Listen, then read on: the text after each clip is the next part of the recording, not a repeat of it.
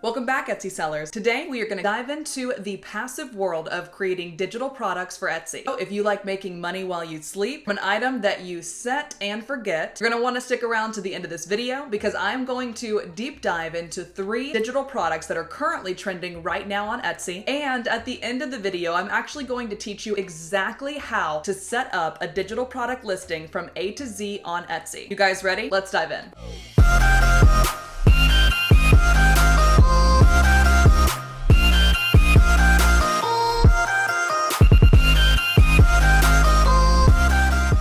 So the really cool thing about the digital product space is most people are assuming you can sell like PNGs, you can sell SVGs, but the world of digital products is actually so much deeper than that. And if you can uncover profitable niches and premium buyers, you might just discover a digital product that can make you thousands of dollars a month on a passive monthly basis. For example, you can sell templates, you can sell spreadsheets, online courses, ebooks, how-to guides, patterns. So like I promised, let's find 3 in-demand digital products that are happening right now. First thing I like to do is type in the word digital into the Etsy search bar. For now, I want to go ahead and just do digital products so that I can see exactly what people are looking for and exactly what is selling right now in the entire digital product space. So when we do that, we're going to want to come over to the left-hand side and click on Product Analytics utilizing your EverBee Chrome or Microsoft Edge extension. Top left-hand corner, you're going to see digital products, but it's going to say 70 next to it. That is basically all of the listings that are on page 1 of this Etsy search. We actually want to go ahead and click Search Entire Database so that we can see much more listings at one time and be able to make more data-driven decisions. So once we click that, you'll see we went from 70 listings to now being able to look through over 85,000 listings related to the key phrase digital products. Now, since we are looking for things that are in demand today, I want to go ahead and put some filters on listing age. I want the maximum to be 6 months, and I also want to play with the shop age a little bit as well. So if we can find a shop that was recently created over the past 6 months, as well as a listing that was recently created over the past 6 months, that is a guarantee that that particular niche, target audience, and product is currently in demand. So let's go ahead and put 6 months as the highest for shop age. Once we put in those filters, you're gonna see that our 85,000 dropped down to 21,500. But that is a really, really large amount of people who are potentially actively making money in the digital product space, and their shops have just been launched in the past 6 months. So I'm already really excited to do this search with you guys. Now what I wanna do is search by monthly revenue. So when we sort by monthly revenue and also a very low listing age as well as a shop age, I am seeing the majority of things that are currently selling are actually things that help other people make money. We have the Digital Wealth Academy. This is currently going for $950 a month, and she's only made 11 sales, but this has only been alive for 1 month, and she has made $11,000 passively from this one product. A digital marketing course with master resale rights, which basically means someone could take this course and learn how to be a digital marketer themselves to make money in their own online business, or they could actually take the things that this person has already made and resell it. This person has a 56% off sale, bringing that price down to $405 per person, but you'll also see this is currently in over 20 carts right now. I'm also seeing a faceless marketing library, ultimate digital products to resell for profit,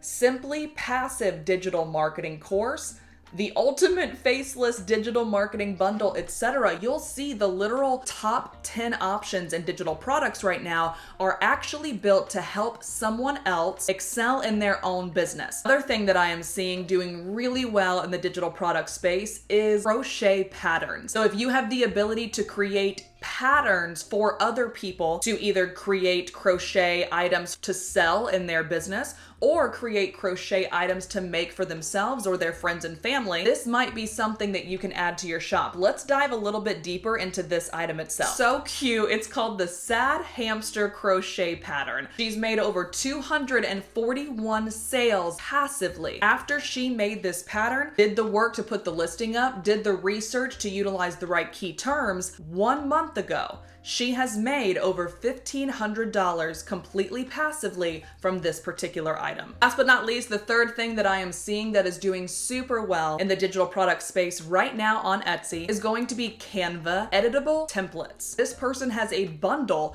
of over 100 editable planner templates to again either allow someone to utilize them for their own business or allow that person to use them in their own personal life. So as you can see here, this person is currently selling planners, journals, trackers, and logbooks that are editable in the Canva graphic design software. All right, guys, so now that we have gone through all three of the most trending digital products in the here and now, I want to show you guys how to build out a digital product listing completely from scratch. You ready? Let's dive in. What you're going to do is go to your shop manager and head over to the listings tab on the left-hand side. Then we're going to click add a listing in the top right-hand corner. It's immediately going to ask you, is it a physical item or a digital item? In this case, we are going to select digital files. And you're going to say who made it. In this case, we are going to say I did. Next, you need to determine if it's a finished product that you can sell passively or if it is a supply or tool to make things like we talked about with our crochet pattern. In this particular case, I'm going to say a finished digital product. Now, this is probably the most important thing. When was it made? Most people will skip over this or they will select the wrong option and it will not allow them to upload their digital products. So make sure when you find the when was it made, you select a particular period of time. So we're not going to select made to order. We are going to select, in this particular case, 2020 through 2024. Now we can go ahead and click continue. From there, you're obviously going to put your title that is going to attract your buyers. Also going to put up to 10 photos, and I highly, highly, highly recommend popping in a video. Only 28% of Etsy listings currently have a video. That is going to set you apart from potential competitors who have not done that for their own digital products. Next, what we're going to do is actually go ahead and upload the digital files. So there are multiple ways that you can do this, but you need to keep these things in mind. There is a certain level of size that you are able to have. If I'm not mistaken, it is around 20 megabytes per file. You are allowed to have 5 files, but if you are selling 3,000 Canva editable templates, if you are selling a bundle of 100 downloadable SVG files, that's not going to fit in there. So what we're going to do, one, if you are selling a Canva editable template, you can simply create a template link and then add that to a PDF, upload the PDF here. The other thing you can do is if you are just selling a PNG or an SVG, you're able to simply just add that file right in there, up to 5 files in total. The last option for you is if you are selling a bunch of different things, I personally like to upload all of them to a Google folder and then have a view only link for that Google folder, again, added to a PDF that I can then upload in here that will be a clickable link for them. So whatever makes sense for you in your business, whatever makes sense for you in your product, those are 3 different ways that we can kind of get around the size parameters that Etsy has for digital products. From there, you're going to go ahead and add in your description. You want to understand exactly who our buyer is and the transformation that they are going to receive by buying our digital product. Although digital products are a little bit on the cheaper side, they actually take a little bit more convincing for the buyer themselves. I highly recommend thinking as deep as possible about what your buyer needs to receive from you in order to make this sale an absolute guarantee. Obviously, do some research within EverBee to be able to see exactly what your competitors are doing and how they are making these perform as high as they are, and then add your own own unique spin to that. We're gonna get into price and inventory. This is completely up to you as well. I personally have digital products on the more expensive side, so I like to say 5 products to 10 products in total so people can see the low stock at the top of the item. However, if you are trying to make this as passive as possible, you don't want to log in and add any more quantity once those things sell out,